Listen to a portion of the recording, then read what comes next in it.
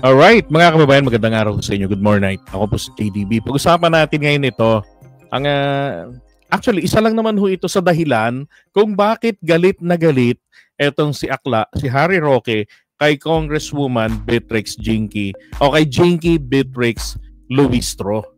Okay? Eto ho yan eh. Oy, sabi ni Captain Monkey, ako dating DDS, ilang account ko nawala sa FB dahil sa pagtatanggol kay Duterte. Diba? Sagot po dyan, ma'am. Sir, Weiner Meng, ang sagot po dyan ay kasi po DDS sila. Okay, so maalala ko lamang etong si Harry Roque, kamakailan lang, di ba? May nilabas na video na galit siya kay Congresswoman Beatrix Luistro. And apparently, dahil nga po sa kanyang katarayan, akalain nyo, eto hong si Abu, nalaman patuloy na ito pala ay isa rin sa Team China. Di ba? Diyan sa distrikto ng Batangas. Kaya lang, siguro, ayaw ng mga taga-distrikto, ayun. Pinakita kong picture sa inyo kanina, tinabunan ng amang Abu ang pagmumukha nito ni Marca Matis doon sa kanilang banner. Tapos yung mga comments ng mga tao, nako po, against po kay Abu. Alright, so ngayon, eto ho, panoorin nyo itong video. Asa na, never, ito, unahin natin to. House prosecution ka eh. That is, kung matatalo mo si Rani Abu, sa tingin ko hindi. Tingin ko bokya ka. Dahil yung last time namang nanalo ka, ang kalaban kasi ang kalaban mo, anak lang ni Rani. Si Rani, 3-termers yan at daing COS din ni Dodo Mandanas na 9 years din. So alam ng tao talaga yung paglilingkod. House prosecution ka eh. Wala. Teka, kukunin na lang natin ito kay Benji Contreras. Bakit walang sounds? Anong nangyari? Uy, naka-live pala si Manoy Benji. Teka.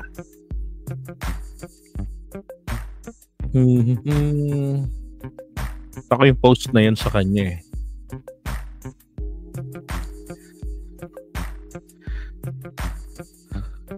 Nako, nasa na yun?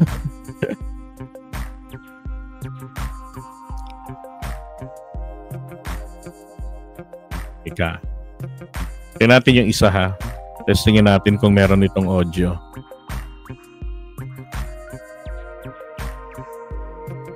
Sa inyo meron? Okay. Kaya sige, di tuloy natin. Sa akin lang pala wala. House prosecution ka eh. That is, kung matatalo mo si Rani Abu, sa tingin ko hindi. Tingin ko bokya ka. Dahil yung last time namang nanalo ka, ang kalaban kasi ang kalaban mo, anak lang ni Rani. Si Rani, 3-termers yan at daing COS din ni Dodo Mandanas na 9 years din. So alam ng tao talaga yung paglilingkod ni Abu, ni Congressman Abu dyan sa distrito mo. So goodbye ka na, asa ka pang maging prosecutor.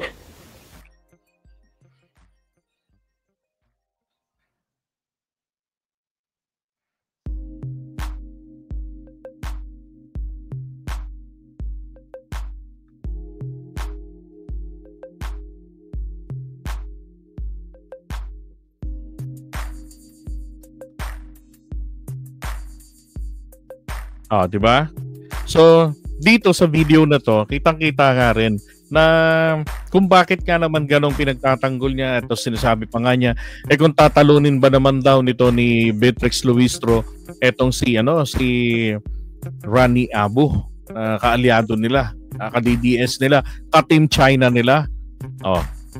Ngayon, eto ang isa pa. Teka ha. Ito yung pinakamatindi na talagang nagpa-amin at nagsadlak kay Duterte na mapunta sa bingit ng alanganin during the Quadcom hearing. Umamin-amin dito. Ito yung naging dahilan kung bakit po nakapagsagawa or can be considered na nagkaroon ng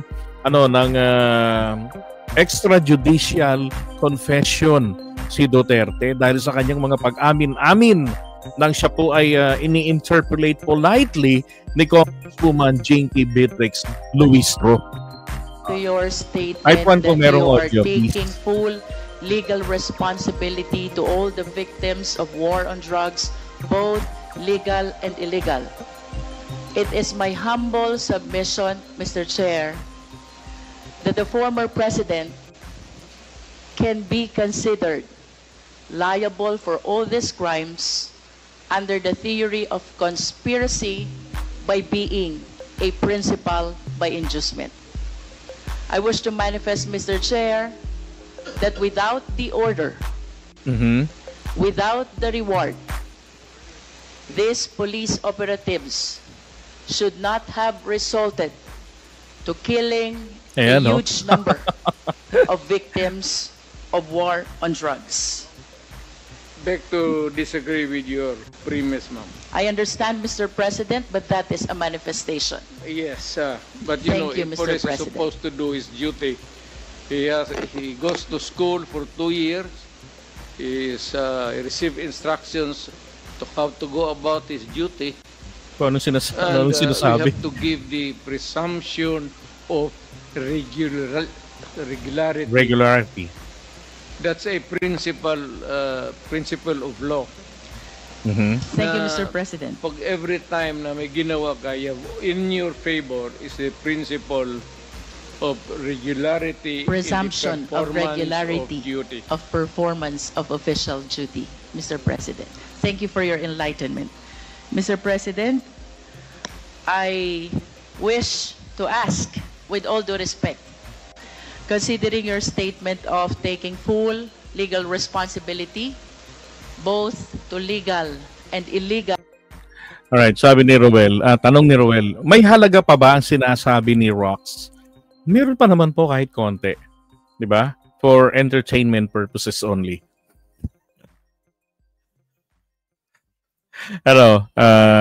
Correct, kung matalo si Kong Luistro, pwede pa rin gawing private prosecutor. That's right. Pwede pa rin siyang kunin ng Kongreso. Kaya yung sinasabi ni Harry Roque dito na kung tatalunin niya, my God, una malabo. 'Di ba? At kung sakaling matalo si Luistro, nako, makakasama pa rin yan sa team of prosecutors. Dahil ang House of Representatives, mag-i-engage po sila ng private counsel. 'Di ba? Na makakasama nila. Wala pa rin kawala. Yung may personal knowledge si Luistro, siya pa rin ang haharap doon. Baka nga mangyari dito, hindi man siya ang mag-lead ng prosecution team, pero siya naman ang magiging star of all hearings. Right? Legal activities. Can I ang galing equate this mag-interpolate statement of yours to an extrajudicial confession of guilt? Well, in a sense, yes. Wala na akong magawa eh. Ayun. Are you saying yes, Mr. President? Yes, because I ordered the campaign against the drug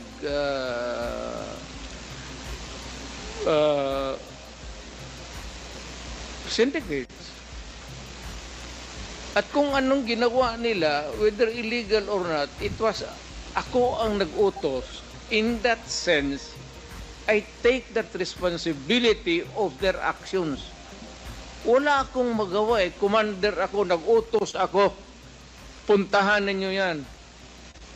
Just like a commander, or not a military, police, iutusan mo. Pag may nangyari dyan, magkabulyaso, whether right or wrong, iyo yan. Iyo talaga yan. Kung hindi ka naman bobo na mayor, hindi mo iwanan yung tao na inutusan mo. Unless yung pumunta doon, inutusan mo mag-operate ng illegal gambling or mga droga, tapos nag-rape, kung anong ginagawa na kabalastugan, ako na mismo ang papatay, hindi na kailangan na hintayin mo pa. Mr. President, earlier, you conform to my statement that I can equate your statement of taking full legal responsibility as an extrajudicial confession of guilt. You said yes to that. Yeah. Yes. Mahaba pa yan actually, di ba? Pero, yeah, that's right. No. Take full responsibility ang inamin dito ni Duterte. Sabi niya, take full responsibility daw, pero maraming pulis na na-dismiss at nakulong, hindi tinulungan. Kasi sabi niya, hindi ko naman inutusan patayin niyo eh. Sabi ko lang, defend yourselves.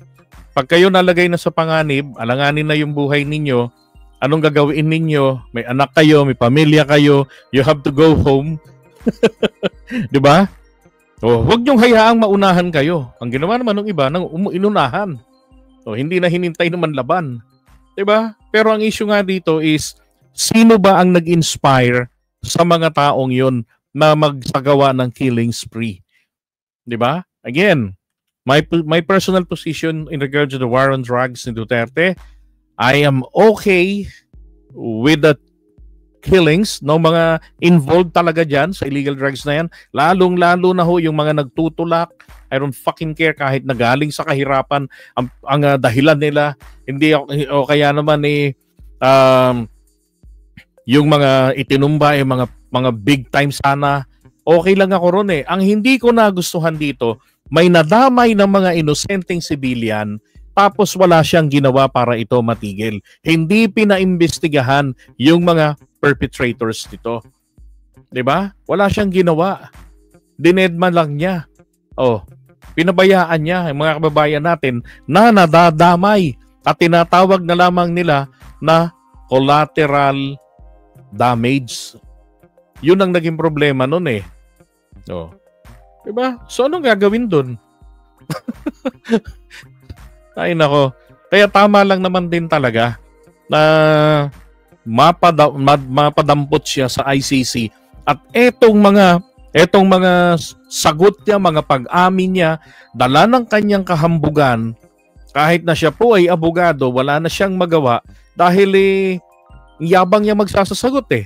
Akala niya kaya niya yung mga nandiyan sa Quadcom nung hearing na yan. Ano ho ang naging ending, 'di ba? Wala.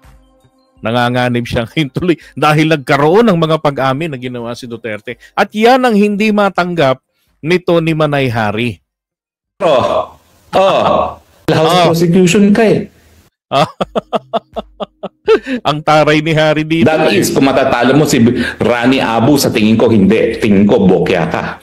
Dahil yung last time namang nanalo ka, ang kalaban mo, anak lang ni Rani. Si Rani, 3-termers yan at daing COS din ni Dodo Mandanas na 9 years din. So alam ng tao talaga yung paglilingkod ni Abu, ni Congressman Abu dyan sa distrito mo. So goodbye ka na, asa ka pang maging prosecutor. Diba? Kaya tuloy nakalkal namin, sino ba si Ranyo Abu? Ano bang koneksyon nito kina Harry Roque?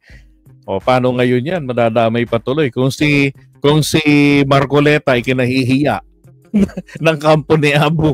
Hamak ba namang takpan yung mukha ni Abu? Tapos kailan lang binisita sila ni Marcoleta. Ako, Harry Roque, salamat na lang. ikaw papahamak no?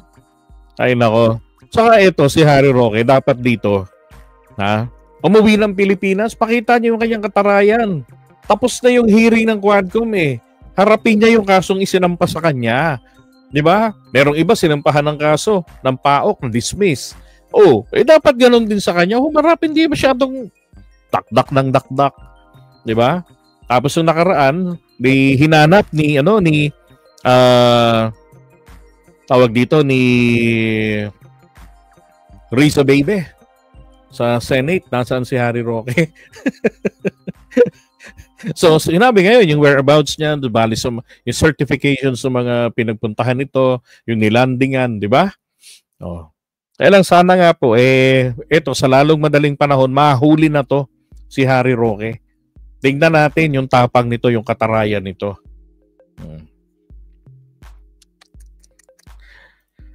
Sabi ni Fidelino Bantolo, walang tatalo dyan kay Ma'am Luistro, sir. Matalino siya. Dapat nga, senador rin siya eh. Diba? Ako nga nung kausap ko nga personal, in-interview namin, Sinabi ko nga sa kanya, alam niyo ho ba na merong public clamor na ikaw ay magsenador? Nako, ayoko.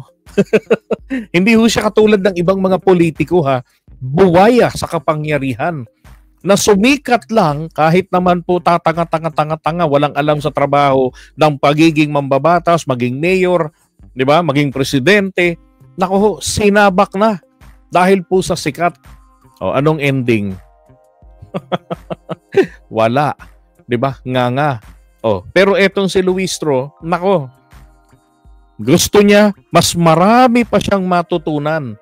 Mas gusto pa niyang, mas ma-expose pa siya sa tunay na mundo ng politika. At ang pinakagusto ko, meron akong dalawang paboritong linya sa kanya, paring Go Philippines eh. Alam niyo yung paborito ko dyan, yung sinasabi niya na doon sa Batangas, bumaha ng ayuda. Okay? So, sinasabi niya sa mga tao ron na kahit na bumaha ng ayuda din ay sinasabi ko sa inyo na palagi pa rin may maiiwanan. Dahil hindi naman po pwede na sabay-sabay palagi lahat sabay-sabay. Maswerte nga ang mga naiwan kasi yung sa nauna, ang kanila ay ubos na.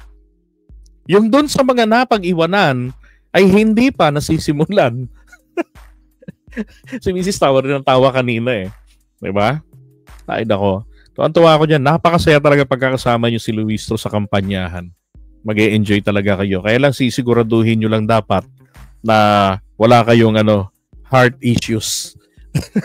Dahil puputukan kayo ng puputukan kayo ng ugat. Alright, sabi na dyan, sorry po nagkamali ako ng comment. Nanonood po kasi ako sa TV. Kay CJ din dito sa CP. Ola, grabe ka. Two-timer!